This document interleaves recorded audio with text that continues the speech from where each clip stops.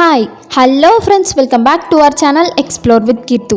இன்றைக்கி நம்ம பிரண்டை துவையல் எப்படி பண்ணுறது அப்படிங்கிற ஒரு ரெசிபி வீடியோ தான் பார்க்க போகிறோம்.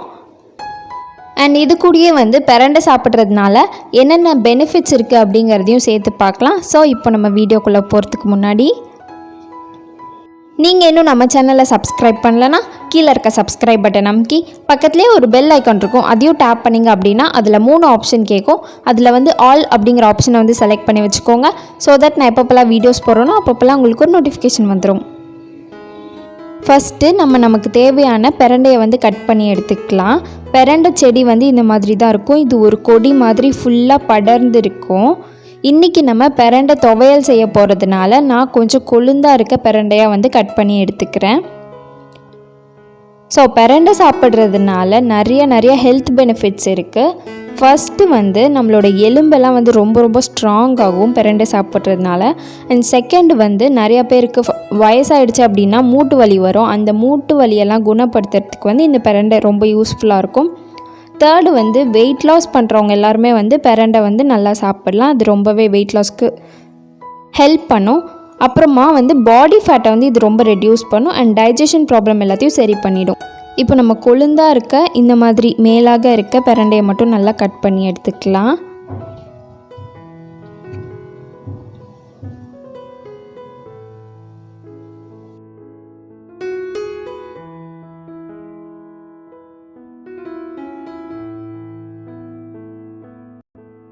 பிரண்டையை க்ளீன் பண்ணுறது ரொம்ப முக்கியம். பிரண்டையில் நிறைய நார் இருக்கும்.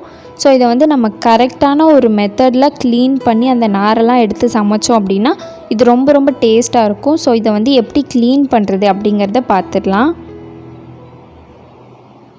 ஃபஸ்ட்டு இதை உடச்சி பிரித்தோம் அப்படின்னா இதிலேருந்து நாராக வரும். அதை நம்ம கட் பண்ணி தூக்கி போட்டுடலாம். நெக்ஸ்ட்டு இந்த மாதிரி ஒவ்வொரு சைடும் இந்த மாதிரி லைட்டாக மேலாக கட் பண்ணி இப்படி இழுத்தோம் அப்படின்னா அதுலேருந்து ஃபுல்லாக நாராக வரும். அதையும் நம்ம தூக்கி போட்டுடலாம். இந்த மாதிரி நார் எல்லாத்தையுமே நீங்கள் க்ளீன் பண்ணி எடுத்துடணும். இது ஒரு பெரிய ப்ராசஸாக இருக்கும். ரொம்ப மைன்யூட்டாக நோட் பண்ணி இந்த மாதிரி இருக்க நார் எல்லாத்தையுமே நம்ம எடுத்து அதுக்கப்புறம் சமைக்கிறது தான் இதில் இருக்க ஒரு பெரிய டாஸ்காக இருக்கும். இதோ இந்த மாதிரி உடச்சி இந்த மாதிரி உரிக்கணும். முருங்கைக்காவெல்லாம் உடச்சி உரிப்போம்ல, அந்த மாதிரி உரித்தோம் அப்படின்னா இந்த மாதிரி ஃபுல்லாக நாராக வரும். இந்த நார் எல்லாத்தையுமே க்ளீன் பண்ணி கட் பண்ணி வச்சுக்கலாம் நம்ம.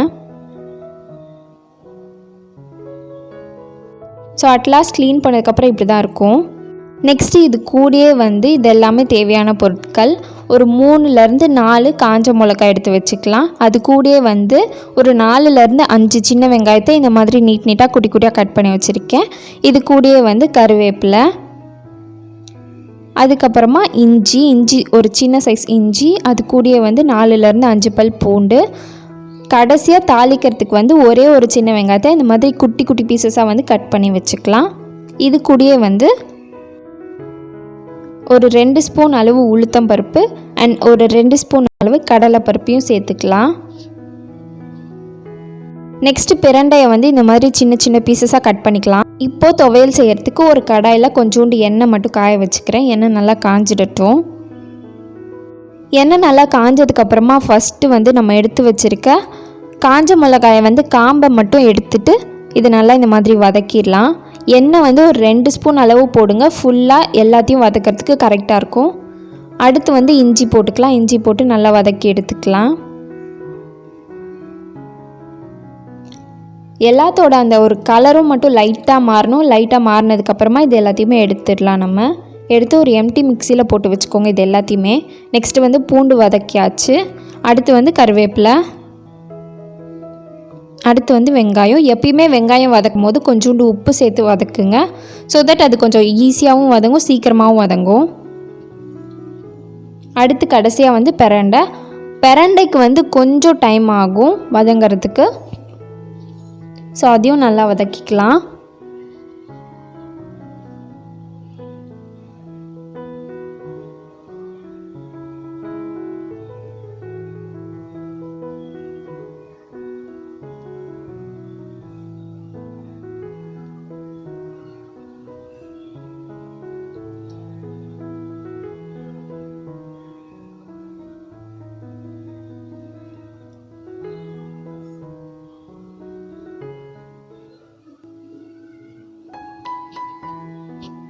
நான் சொன்ன மாதிரி பிரண்டைக்கு கொஞ்சம் டைம் ஆகும். ஸோ இதை நீங்கள் வந்து கொஞ்சம் நல்லா வதக்கினா தான் வந்து துவையல் நல்லா டேஸ்ட்டாக இருக்கும். ஸோ பிரண்டை வதங்கினதுக்கப்புறமா நம்ம எடுத்து வச்சுருக்க உளுத்தம் பருப்பும் கடலைப்பருப்பும் சேர்த்து நல்லா வறுத்துடலாம். இதுவும் கொஞ்சம் கோல்டன் ப்ரௌன் ஆனதுக்கப்புறமா எடுத்து நம்ம மிக்சியில் போட்டுடலாம். நடுவில் வந்து நான் வேறு எதுவுமே சேர்க்கலை. எண்ணெய் வந்து ஸ்டார்டிங்கில் ஊற்றுனதோடு சரி, இது எல்லாத்தையுமே வதக்கிறதுக்கு அது கரெக்டாக இருந்துச்சு. இப்போது இது கூடயே வந்து கொஞ்சோண்டு புளி சேர்த்து இதை கொஞ்சோண்டு தண்ணி ஊற்றி அரைச்சிக்கலாம். ஸோ அரைச்சதுக்கப்புறமா இப்படி தான் இருக்கும். புளி வந்து உங்களுக்கு ஆப்ஷனல் தான், நீங்கள் வேணும்னா சேர்த்துக்கலாம். புளி சேர்த்தா வந்து இந்த துவையல் வந்து ஒரு 2 days வரைக்கும் கெட்டு போகாமே இருக்கும் ரூம் டெம்பரேச்சர்லேயே. இப்போ நம்ம அரைச்ச துவையலை வந்து ஒரு சின்ன பவுலில் ட்ரான்ஸ்ஃபர் பண்ணிக்கலாம்.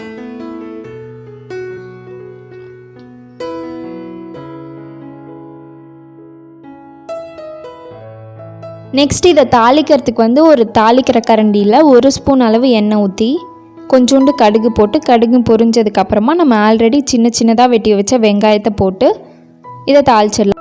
கடைசியாக உப்பு பார்க்க மறந்துடாதீங்க. ஸோ அவ்வளோதான், நம்மளோட பிரண்டை துவையல் வந்து ரெடி ஆயிடுச்சு.